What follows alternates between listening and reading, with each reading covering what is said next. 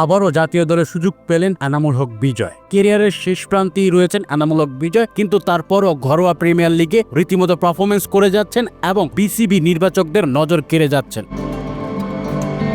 কিন্তু তার ব্যাপারে অনেকটাই বিষণ্ণহীনতায় ভুগছে বিসিবি। তিনি পারফর্ম করেন ওয়ানডে ফরম্যাটে সাদা বলে, তাকে সুযোগ দেওয়া হয় লাল বলে, যেখানে জিম্বাবুর বিপক্ষে শেষ টেস্টের জন্য তাকে দলে নেওয়া হয়েছে এবং তিনি খেলবেন এটা একেবারেই নিশ্চিত বলা যায়।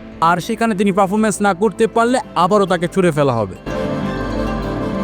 বিসিবি নির্বাচকদের দেখা উচিত তিনি ওয়ানডে ফরম্যাটে ভালো পারফরমেন্স করছেন, তাকে ওয়ানডেতে ভালো সুযোগ করে দেওয়া, কিন্তু সেটা করবে না। তারা সুযোগ করে দেবে টেস্টে অথবা টি-20-তে, যেখানে বারবার ব্যর্থতার শীর্ষে থাকছে এনামুল হক বিজয় এবং বারবার ঘরোয়া প্রিমিয়ার লিগে পারফর্ম করেও জাতীয় দলে এসে রান খরায় ভুগছেন এনামুল হক বিজয়। এখন দেখার বিষয়, এবারে টেস্টেও যদি তিনি রান খরায় ভোগে আবারও কি তাকে জাতীয় দল থেকে ছুড়ে ফেলা হবে। সামনে ওয়ানডে অনেকগুলো সিরিজ রয়েছে বাংলাদেশের, সেখানে হয়তো এনামুল হক বিজয়কে সুযোগ দিলে ভালো কিছু আশাবাদী হতে পারে বাংলাদেশ ক্রিকেট।